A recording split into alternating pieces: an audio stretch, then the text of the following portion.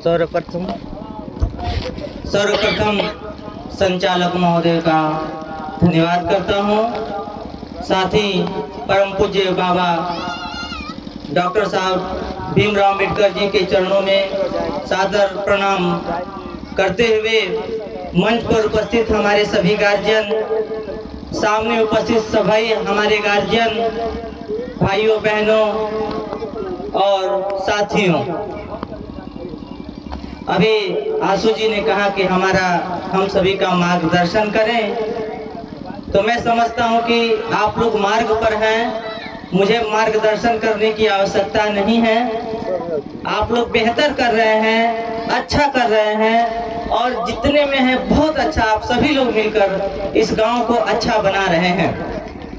मैं बाबा साहब की एक घटना बता दूं। मुंबई का एक सम्मेलन हुआ था, उस सम्मेलन में उन्होंने एक कहानी कही थी। कहानी यह कही थी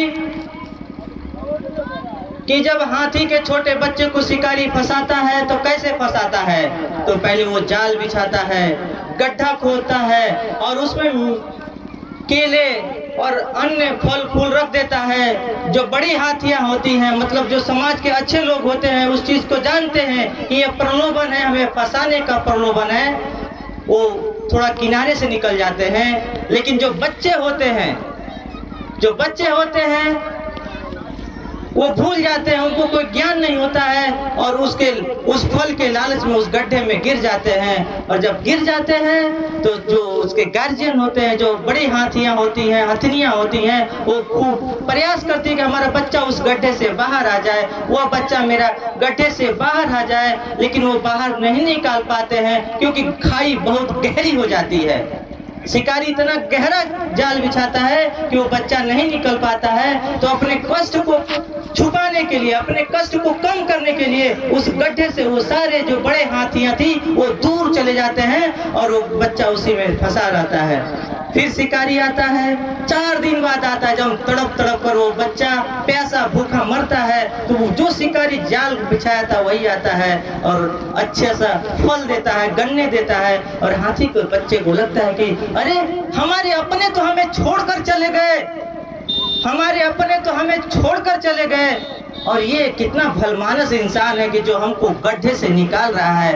ताउम्र उसका वो कर्जदार बन जाता है और उतना बलशाली हाथी एक छोटे से 3 फुट के आदमी के, 3 हाथ के आदमी का वह गुलाम बन के पूरा जीवन बेड़ियों में बिता देता है। तो मेरे भाइयों बहनों, ठीक उसी तरह से आजकल समाज में, राजनीति में, समाज में जहां भी देखिए कुछ छदम शिकारी लोग राजनीति के चक्कर में गहरी खाई पहले बनाते हैं, फिर आपको फंसाते हैं और फिर आप मनचाहा काम करते हैं। बाबा साहब ने जो वोट का अधिकार दिया था, चाहे वो एमपी का चुनाव हो, चाहे एमएलए का चुनाव हो, चाहे विधायक का चुनाव हो, चाहे ग्राम प्रधान का या जिला पंचायत का चुनाव हो, जब कुछ लोग अपने स्वार्थ के लिए, बिजनेस के लिए, व्यापार के लिए सोचते हैं कि हम 10 लाख लगा देंगे तो हमें 20 लाख का फायदा होगा, ऐसे लोग आते हैं और प्रलोभन देते हैं।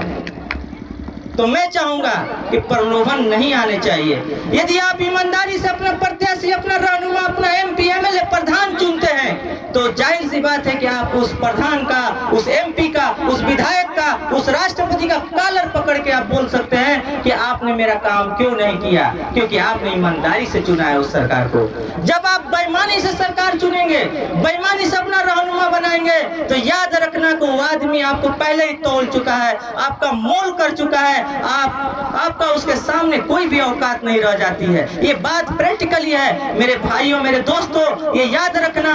बाबा साहब का जो उद्देश्य था, एक उनका प्रवचन, उनका मार्ग, लेकिन उद्देश्य उनका सभी मार्गों का, सभी प्रवचनों का, सभी मिशन का जो उद्देश्य था कि एक अच्छा समाज का निर्माण तब होगा जब हम अच्छी राजनीति का निर्माण कर पाएंगे। चाहे आप किसी दल, पार्टी, जात, धर्म से बिलोंग क्यों न करते हो, आप अपने जाति को भूल जाइए, अपने धर्म को भूल जाइए और अपने वर्ग को, अपने प्रदेश, देश को के क्षेत्र के बात को समस्याओं को भूलकर ऐसे व्यक्ति का चुनाव कीजिए जो आपको आगे बढ़ा सके और आपके सवालों का जवाब दे सके। जब चाहे तब उसके आंखों में आंखें डाल के आप बात कर सके कि मैंने आपको चुना है, आप क्यों नहीं कर रहे हैं। क्योंकि जब आप ईमानदारी से चुनेंगे तो आप उसके मालिक बन के रहेंगे, वो आपका घोड़ा रहेगा, आप उसकी लगाम आपके हाथों में रहेगी।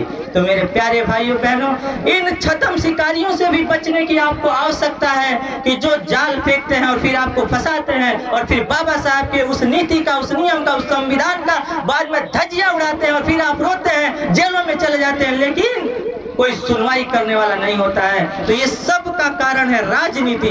जब हम अच्छा मतदाता बनकर अच्छी राजनीति की शुरुआत करेंगे तो निश्चय ही हमारा गांव, हमारा देश, हमारा विधानसभा, हमारा लोकसभा सब अच्छा हो जाएगा। कहीं से किसी की जरूरत नहीं होगी, सब लोग सफल हो जाएंगे।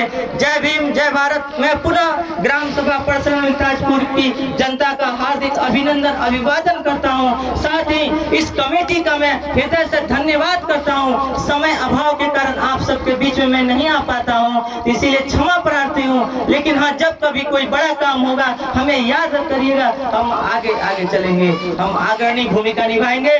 जय भीम, जय भारत। धन्यवाद।